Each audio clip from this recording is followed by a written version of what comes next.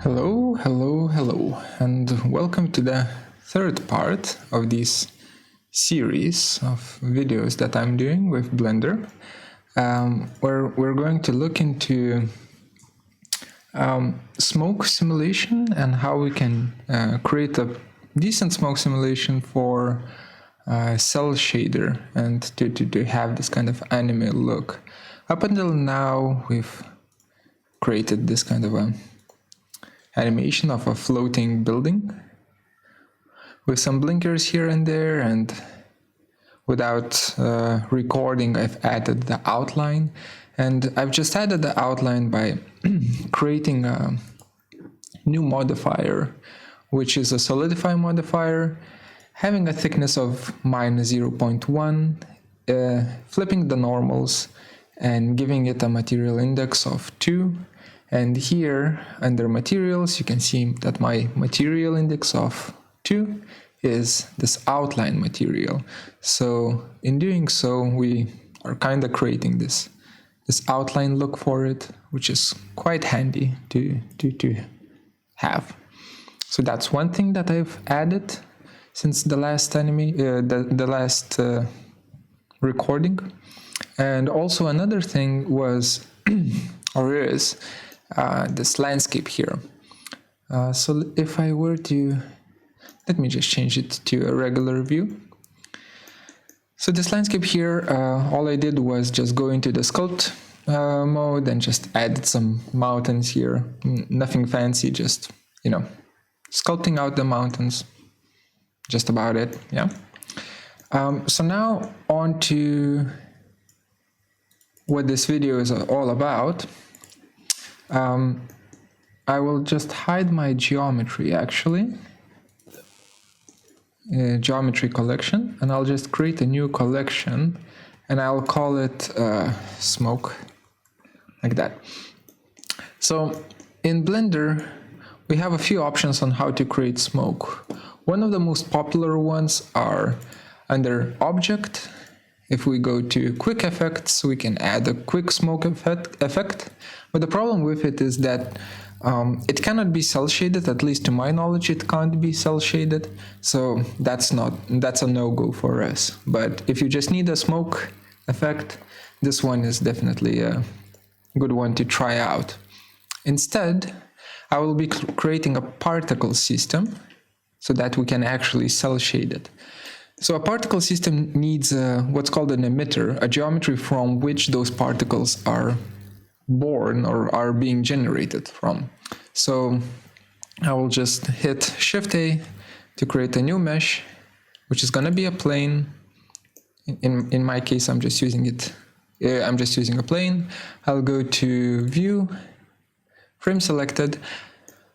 I don't have a numpad, so I can't just hit the shortcuts here, and I will just probably move that plane here. Maybe we should, okay, let's do it the other way around. Let me undo this, or rather delete this, create a plane again, and here under add plane I'll just zero it out to 0. It's not being very fast, but that's fine. 0 and 0 here. So I'll just zero it out. I assume there's a faster way of how to zero it out, but this works, so that's fine. So we have a plane. So right now it's just a plane. If I run the simulation, nothing happens, just a piece of geometry. But if I go to modifiers tab for this plane and I go to particle system, I can create a particle system stemming from this plane. So now if I run it, you can see, it creates some particles. So now we need just to control them more properly. First thing, to control the particle system, you do need to go to particle properties, and then we have a bunch of different tabs here. So first one is emission. This is how many particles are being made. This is where they start being created. This is where they end. My animation is 480 frames long, but maybe I don't care. Yeah, I'll keep it as, for now I'll just say that Or yeah, let's leave it at 200. I'm just trying to figure it out. Yeah, actually I'll just go for full range, 480. So now if I run it, it just kind of goes, right, for 480 frames. The lifetime of them is how long do these particles stay alive. So here I will just change it to also 480 so that all of them are, never disappear throughout this whole animation. But I do want them to disappear, only that I want it to be random. So I'll increase the randomness to 1. So some of them will immediately disappear and some of them will kind of live for the whole for the whole period of the animation. Now if I run it again, that's how it looks like. And they are just falling down. So it doesn't look like smoke now, does it? But if I go to, where was it? Physics, I believe. No, it's not physics. Field weights, yeah. If I go to field weights, and here's the gravity, right? Gravity field. If I turn off the gravity, if I turn this to 0 and I now run it, they will just kind of float up. So we're getting there little by little, right? Okay, that's good. Now, with that in place, let's go to, what do? Let's add wind, right? So I'll create a new a new thing or a new object in this file, which is going to be under force field. So I'm hitting Shift A, I'm going to force field, and I'll create a wind here. I'll rotate the wind direction according to the, let's say, x-axis, and I'll just choose 270 degrees or minus 90, whatever you want, and I'll just kind of move it to somewhere here. That's fine. If I run the simulation now, it looks like this. Great. These are still very, not unique, but very linear, the way these particles are moving. So I'll create a new force field, and I'll choose turbulence, this one here, and let me move the turbulence somewhere here. And for the turbulence, I will probably increase its, let's see, from the start, I will probably increase its strength, because right now there is turbulence here, but not a lot. I do want a lot of turbulence in this particular scene. So I'll go to its settings. And here where we have the turbulence strength, I will just increase it to something like 10. So they're going all over the place. We will fix the fact that they're going all over the place. Don't worry. Actually, 10 is right now very big number, so let's try 5. 5 is fine, it's playing around with the wind nicely, so it's all over the place. That's good. Okay, so we have that going on, which is great. Let me save this file real quick, and now we just need to adjust it. Before I do, I don't like how how it looks like. I could start shading these particles here, just say that these are spheres and kind of shade them with a Toon shader, but they will not look nice. Instead, I will use what's called a Metaball, and I'll wrap these particles with this kind of marching cubes algorithm with the Metaball. With the Metaball. So to do that, first actually let's change the names here. I'll call this wind, and I call this turbulence, like that. And now Shift A, Metaball, ball, right? I create one more object here, and it doesn't really matter where it is. I can just move it here. That's my Metaball, and this one will need to be in a separate collection. So I'll just create one more collection, new, and I'll call it particles or Metaball, doesn't matter. I'll call it Metaball for smoke, whatever. And I'll add my Metaball to that collection, like this. Okay, so we have smoke and Metaball for smoke collections here. Back here, back to our plane emitter. Let me jump back. Under the particle properties, I can go to render, and I can say, instead of rendering it as halo, I can choose render as a collection, right? So I choose collection, and here, I believe now if we run it, nothing happens because we haven't set up which collection we're going to use. So I will just click on instance collection here and choose Metaball for smoke. And now if we run it, you know, you can see some things are happening, but not, you know, that's not a lot of things happening. So we need to change a few things here and there to make it work. First thing is probably the scale of the collection, right?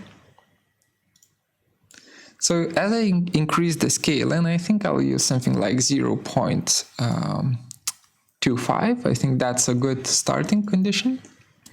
And I run it, that's how it looks like. Very low resolution, but high frame rate, I guess. So right now I want to increase the resolution of this Metaball.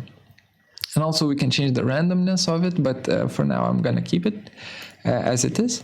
So to change the resolution, I do need to go to the Metaball, actually, to the initial Metaball here. And I go to its object data properties, or this green icon right here. And I can change the resolution within the viewport. And I don't remember which one, which to choose. So I'll just try 0.15. Let's try it like that. Yeah, actually, I think 0.15 is a pretty, a pretty decent one, considering, that we're rendering it out in the viewport, and the frame rate drops to like 20 frames per second, which is still fine. It's still okay. But now we have something like this, which is kind of getting there with that our smoke or wind type of a simulation.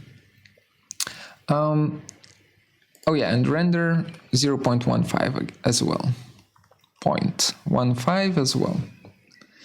I want to render it out as I see it. Okay, so we have that going on, which is great. And now I need to change up. Where's the, I'm trying to get the emitter here. So I want to change it up in the emitter settings. There we go. I just want to change it up and see what else we can do with it. So where we have emission, I probably want to have more particles. So let's try 5,000 and see how that works. That seems to be much better. And of course, the longer the simulation runs, the slower it's gonna get. That's just, that's just how it goes. But this seems to be okay. Now these points, they are spreading way too much, and I need to start controlling the behavior of them. So this is where we start messing around with the particle behavior. And we can do that by going to physics. And instead of using Newtonian physics, I can go and choose Boyd's. You can also choose fluid if you want to, but I prefer using Boyd's, which is a swarm physics. I'll choose voids, and for the mass, I will keep it as 1 kilogram. Perhaps I will change it later, but for now 1 kilo is fine. But let's just go through its settings. So maximum airspeed and minimum airspeed, of course they're traveling through air, right? So that's the only thing that I care about. So for maximum airspeed, I will say maybe you can travel faster. Let's say 15, and let's just look how they behave.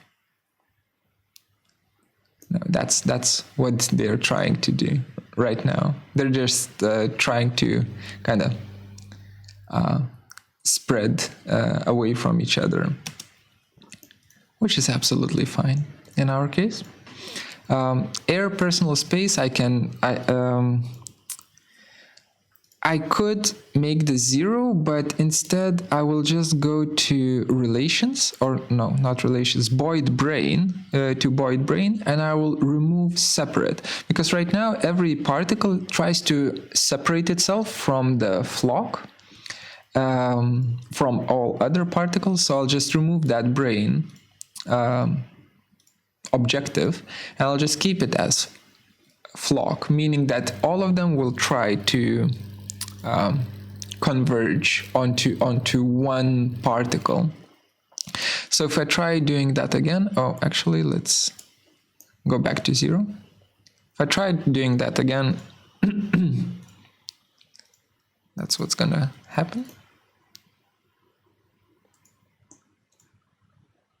You can see this is much more fluid-like, right?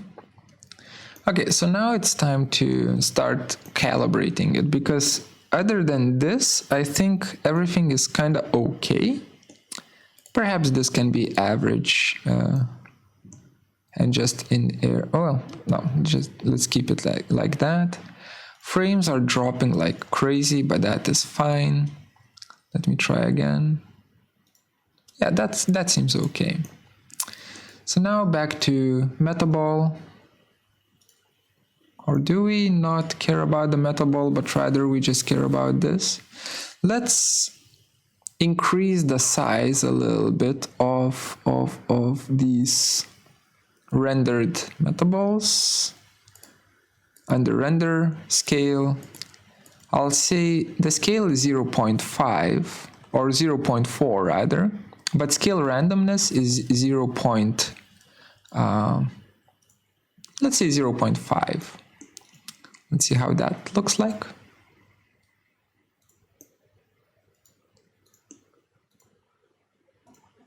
I think that looks fine. Now let's make the wind go a little bit up, because you know that the fog will probably, not the fog, but the smoke will probably want to rise a little bit, so we'll just use the wind for that. I'll go to rotate around X. I'll just kind of create this angle here, 290 degrees, which is 20 degrees up. If I press play now, you can see this whole part is lifting up, right? So that's super. Okay, we have that working. What else? What else? Turbulence, or maybe it's moving really slow. So I want it to move faster. I can just increase the speed of wind, right? I'll just go here to wind. I'll increase the strength to, let's say, 3. I think, yeah, let's try 3. Let's go back here, run it again. That is with the speed of 3. Okay.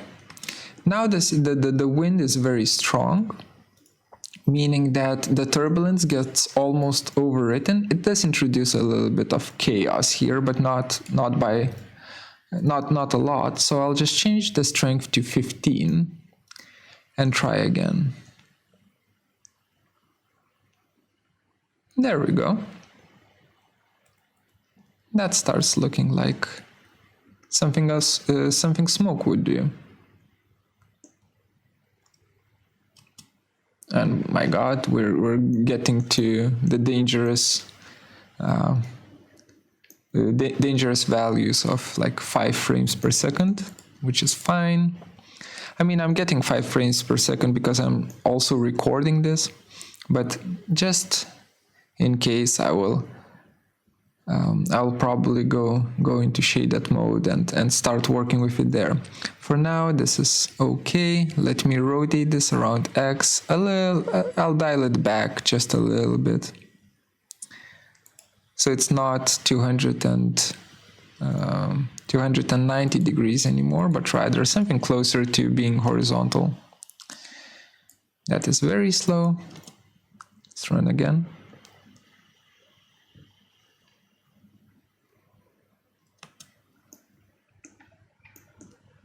Some of them are separating quite heavily, but other than that, I think that's fine.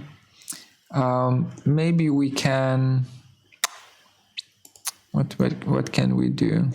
Where's our plane, first of all? I need to go back to here, select the plane, and I will change the scale to something like 0.5, even larger. And then in the Metaball settings, I can't afford to use high resolution here, but of course you can, because you're not recording this. But I will just choose 0.2. That should be definitely good enough. Okay, let's run it again.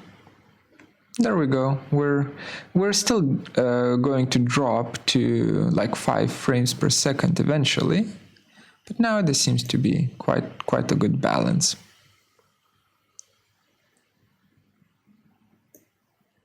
Okay, that's good. Let me go back to Geometry tab and enable disable the building and enable the ground here. No, disable the building and enable the ground just to see how it looks like. Go back here to where my plane is. I'll just select the plane and I'll just move it up. Grab in Z and just move it slightly up so that it's just barely above the... Yeah, just barely above my landscape. Perhaps it's a little bit too high. I'll just move it down a bit. Hard to see here, but I believe if we move it down, something like this, it should be A-okay. Yeah, that's absolutely fine. So we have something like this going on. Let me find a nice camera angle to take a look. It's going up and it has the vortex going on.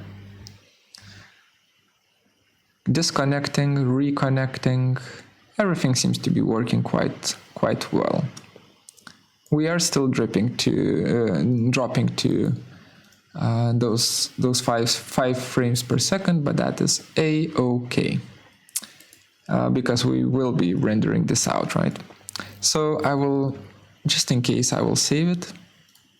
There we go, and I will go to shading tab, right? To actually add texture to this cloud. Where is it?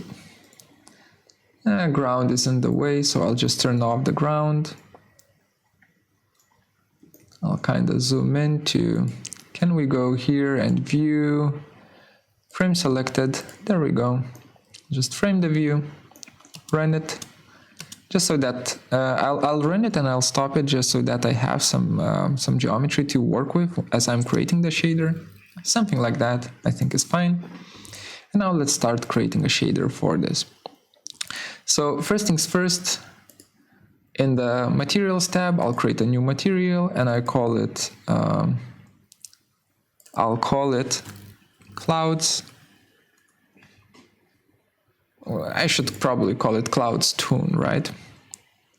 Or should we keep it as it is? Let's keep it as clouds material. And I don't need principled BSDF, so I'll delete it. And instead I'll create a shader that is, where is it? Glass diffuse, just diffuse BSDF. Just the most regular shader of them all. I will create a new node, which is shader to RGB. The nice thing about Eevee is that it does work with just RGB colors, so that's perfect for us. And then I will change this up to have high contrast, because right now, if I connect it, you can see how it looks like. It's not great. But if I were to Shift A, search color ramp, I can create a higher contrast seam between what's in the shadow and what's not, right? So I'll just do that. Color goes into factor, color goes into surface. Seems like it's the same thing as it was, but if I change this from linear to constant and dial it back, dial the right hand side back a bit, you can see some parts are starting to pop out, just like that. Maybe a bit less, something like that. It's possible to go back here. So that's how it looks like right now. If I run the simulation, it does its thing. Right now the shadowed parts are very dark, so I will just click on this left hand side icon, or whatever you call it, indicator, and I'll change this to light gray, just like this. So we're almost there. Sorry. Just grab a bit of water. We're almost there. I just need to have an outline here, and since this is quite an organic form, I can create a Fresnel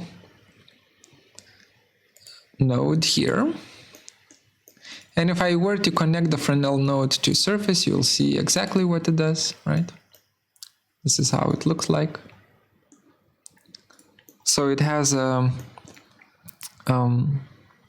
this kind of IOR value, index of refraction value, which you can control.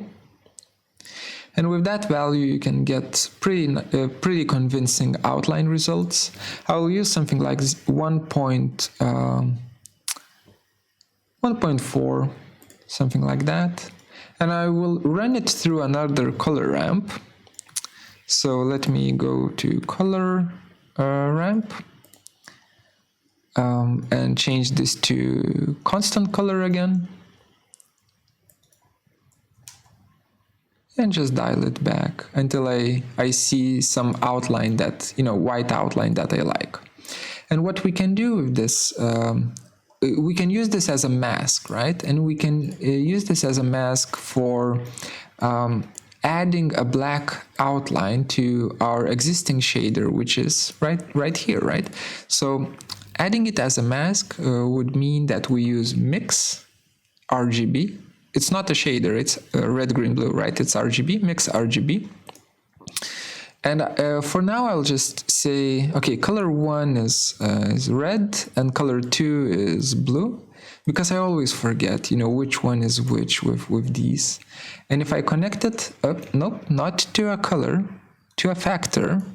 If I connect color to a factor here, I can see that, okay, my outline is going to be whatever I plug in here to color 2, and my rest of the shader is going to be whatever I plug into color 1. So color 1 is going to be this guy here, like that, and color 2 is going to be almost black. I would say ink.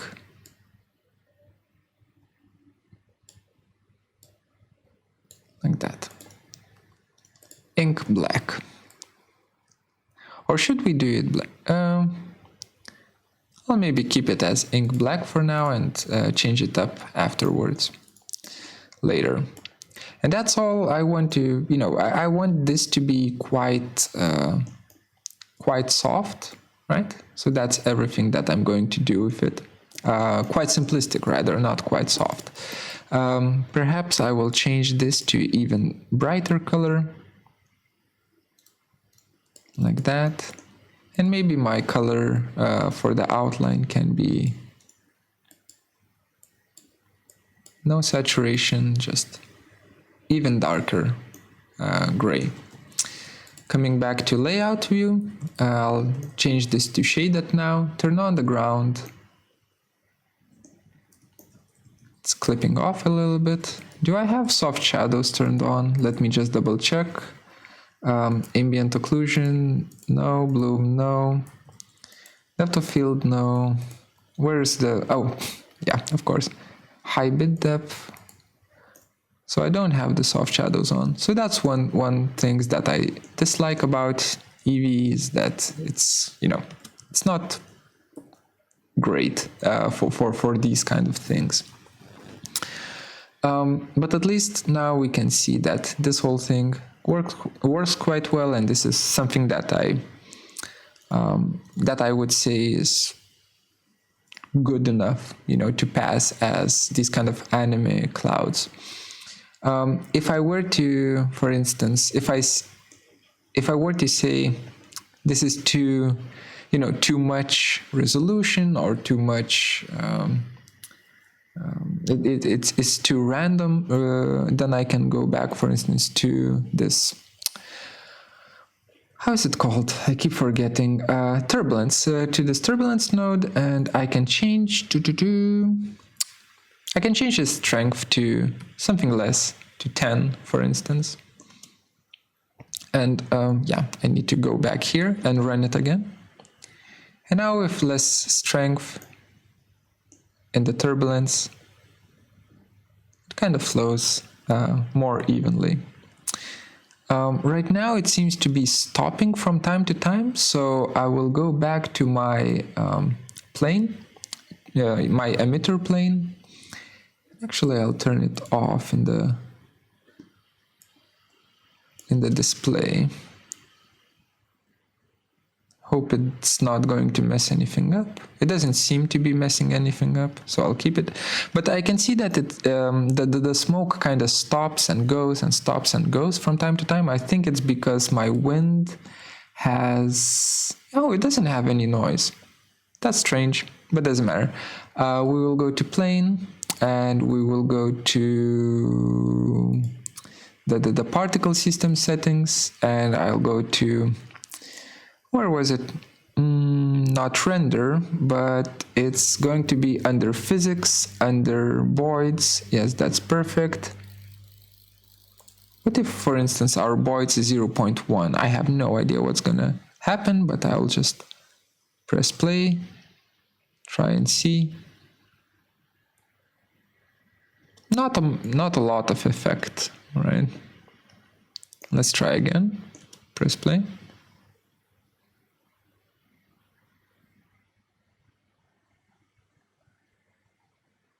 Yeah, and you can see at like frame 100 and in between 100 and 120, it kind of really slows down. So under movement, I can say minimum airspeed should be at least like 1, right? At least 1. And then it's going to be way too much, 0.5 perhaps. Let's try again.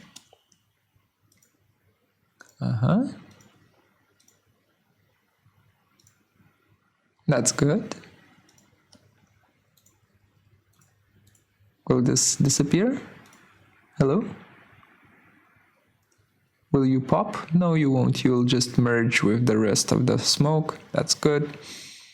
5 frames per second, not great. And it's lifting up. But we do have, you know, this extremely stylized anime style smoke, which in the end of the day I call a win. What else can we do here to make this nicer? It's kind of a, it's quite linear the way it is, but you can animate the wind direction and so on, and do all sorts of crazy things with it. But I will keep it as it is for now. Let's turn on the building like that.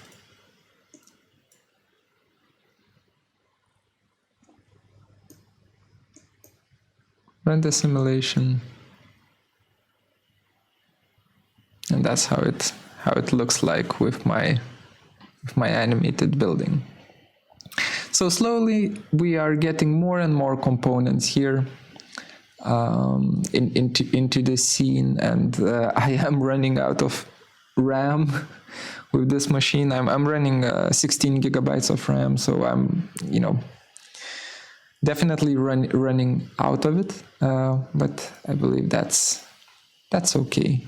For rendering purposes, that is fine. And now this guy is gonna go down, and we have a nice backdrop with our smoke. So in the next video, I'll start adding characters, and I'll start animating those characters, and kind of creating the scenes as I want them to be. But that is it for now. Hope you enjoyed this, and I'll see you next time. Bye.